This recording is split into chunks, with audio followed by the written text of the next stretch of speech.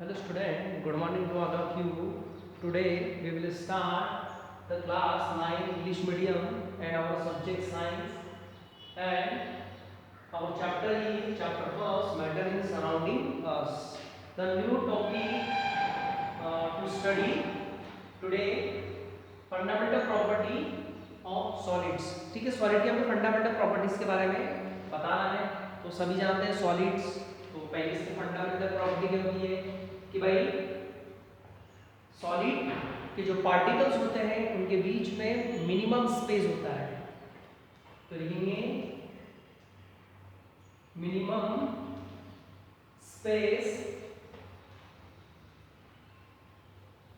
Between them. ठीक है, तो मिनिमम स्पेस होता है between two particles of matter या फिर सॉलिड। ठीक है, मिनिमम स्पेस होता है। उसके बाद में मैक्सिमम फोर्स होता है, इनके बीच में मैक्सिमम अट्रैक्शन फोर्स होता है। तो लिखेंगे maximum force of attraction, force of attraction between them. उसके बाद में इनका जो साइज और शेप होता है और वॉल्यूम फिक्स्ड होता है। ध्यान आप लिख सकते हैं third one, fixed shape, size and volume. ठीक है ना, तो ये तीन प्रॉपर्टी आपको बता दी हमने। इसके बाद दूसरी अगर प्रॉपर्टी होगी तो उसको बिलोंग करेगी फंडामेंटल प्रॉपर्टी ऑफ लिक्विड्स। ठीक है ना, तो सबसे पहले क्या होता है इसमें, क्या क्या होता है इसमें, लिक्विड जो होता है फ्लो होता है। ठीक है, तो यहां पर आप लिख सकते हैं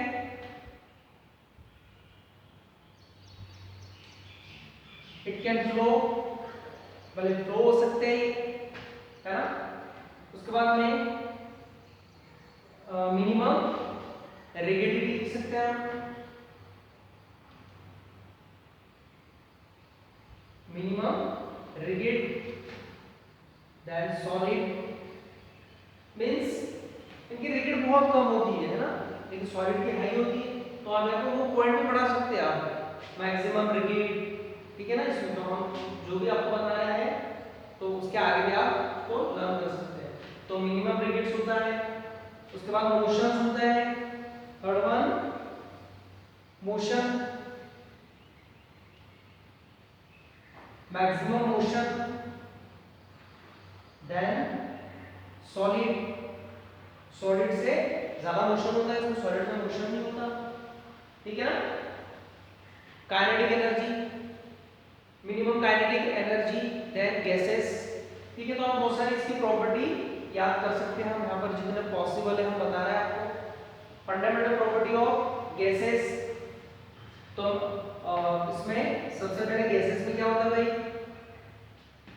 ये इसको कंप्रेस कर सकते हैं। तो हाईएस्ट कंप्रेसिबिलिटी, हाईएस्ट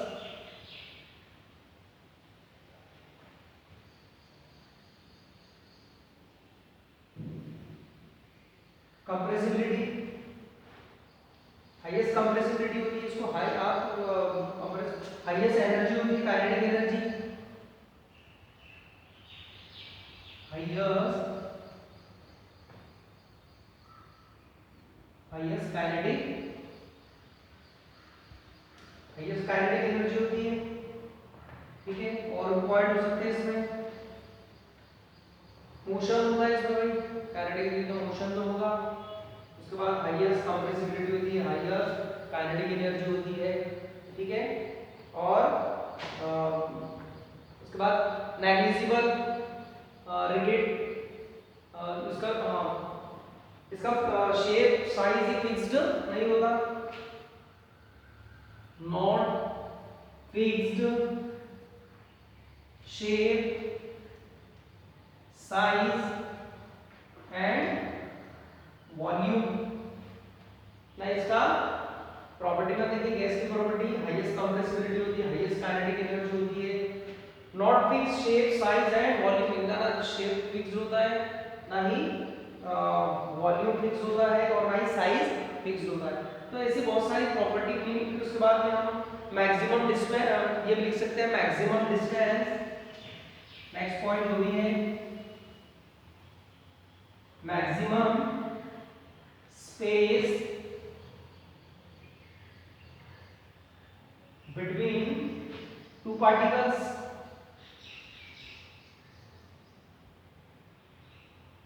ठीक है ना, ऐसे बहुत सारे पॉइंट्स हम उसको लिख सकते हैं। तो जो पॉसिबल हो रहा है बोर्ड पर हम उसको बता रहे हैं आपको। तो गैस के जो पार्टिकल्स होते हैं उसमें मैक्सिमम स्पेस होता है और फोर्स ऑफ अट्रैक्शन भी जो होता है वो कम होता है, लेस होता है फोर्स, क्योंकि बहुत दूर दूर होते हैं ना, तो force of attraction is less than liquid and solid. आगे देखते हैं हम।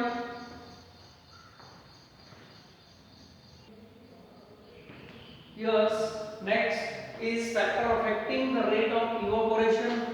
Evaporation तो पता ही है आपको, what is the evaporation? Evaporation जो होता है कि जब लिक्विड जो होता है जब वो गैस में कन्वर्ट हो जाता है, ठीक है ना, a process in which liquid is directly converted to gaseous state, but the temperature of this process is below its boiling point, मतलब इसके boiling point का टेम्परेचर नीचे होना चाहिए विदाउट हीटिंग। इसको हीट नहीं करना है बल्कि it is a natural process, it is natural process. The salt is produce by this process. जो सॉल्ट होता है ना वो इवापोरेशन द्वारा ही प्रोड्यूस होता है। तो इवापोरेशन से क्या हो गया, इवापोरेशन हो गया एक method is a method in which liquid is converted into gas of its below its boiling point। इसके boiling point के नीचे होना चाहिए एंड विदाउट हीटिंग, बिना हीट किए ही ये जो होता है ये प्रोसेस हो जाती है। इसको कौन से फैक्टर इफेक्ट कर सकते हैं? तो सबसे पहले भाई इफेक्ट का मतलब होता है या तो इस प्रोसेस को या तो इंक्रीज करेंगे या फिर डिक्रीज करेंगे। तो फर्स्ट वन लार्ज एरिया, अगर जो एरिया जितना ज्यादा बड़ा होगा इवापोरेशन प्रोसेस उतनी ही इंक्रीज होगी।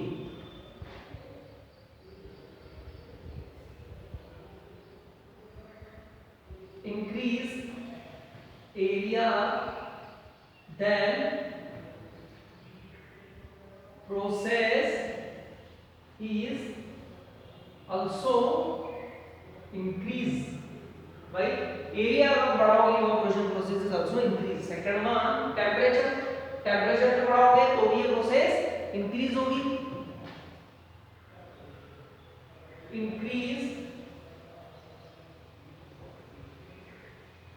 Increase temperature then process also increase. मतलब अगर आप टेम्परेचर बढ़ाओगे तो ये प्रोसेस बढ़ जाएगी, एरिया बढ़ाओगे तो ये प्रोसेस बढ़ जाएगी। अगर मॉइस्चर अगर ज्यादा होगा इन एटमॉस्फेयर तो इवापोरेशन प्रोसेस डिक्रीज हो जाएगी। ठीक है,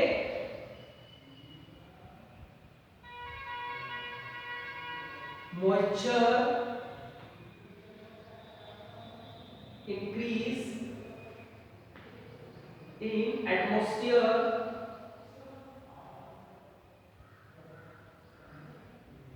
here then process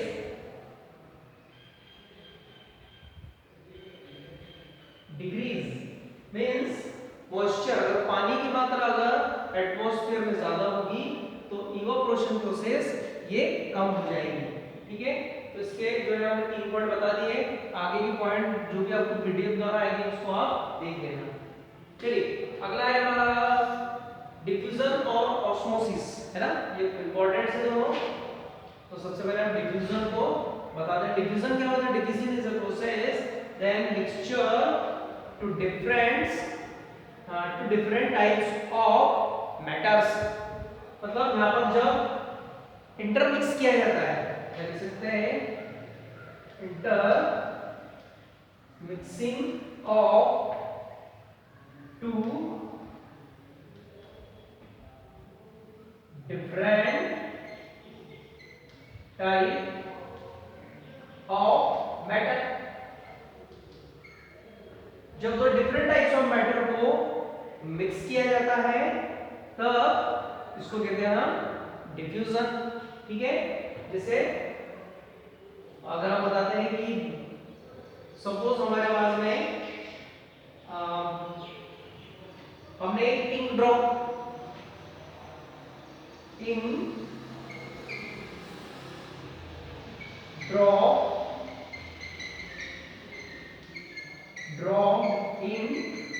वाटर। जैसे एग्जांपल कि भाई हमने इंक क्या किया, इंक की एक बूंद हमने वाटर में हमने डाल दी है ना, उसमें गिरा दी, तो हम देखते हैं कि जो इंक होता है वो उसके लेयर पर, सरफेस पर फैल जाता है। It is known as diffusion. Osmosis ये भी इस तरह की प्रोसेस है, लेकिन इसमें क्या होता है कि एक लिक्विड जो होता है जो दूसरे लिक्विड में मिक्स होता है ना, तो इसको ऑस्मोसिस कहते हैं। लेकिन इसमें एक लेयर के द्वारा, एक लेयर होती है, एक लेयर को पार करता है और उस लेयर को पार करने के बाद में दूसरे लिक्विड में ये मिक्स हो जाता है और दोनों का जो कंसंट्रेशन होता है वो डिफरेंट होता है। तो ऑस्मोसिस जो प्रोसेस होती है वो हमेशा हाई कंसंट्रेशन से लो कंसंट्रेशन की ओर वो फ्लो होती है। तो हम लिख सकते हैं one liquids is mixed in other liquids by a layer or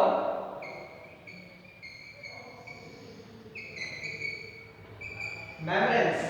मतलब एक लिक्विड दूसरे में मिक्स तो होगा, लेकिन एक लेयर को पार करने के बाद में एक लेयर से दूसरे लिक्विड में जाएगा, तो इसको हम कहेंगे ऑस्मोसिस। और ये हमेशा हाई से कैसा जाता है, लो की ओर जाता है। तो डिफ्यूजन आ गया समझ में। यहाँ पर दो अलग-अलग मैटर जो होते हैं, अलग-अलग types of matter are intermixing, एक दूसरे में मिक्स होते हैं, तो ऑस्मोसिस और diffusion. And osmosis one liquid is mixed in other liquids by a layer or a membrane, इसकी परत के द्वारा मिक्स होते हैं। बट जो लिक्विड्स होगा उसका कंसंट्रेशन हाई होगा और जिसमें मिक्स होगा उसका लो होगा। तो ये हो गया आपके टॉपिक्स आज के। अगले टॉपिक हम कल के वीडियो में आपको सेंड करेंगे।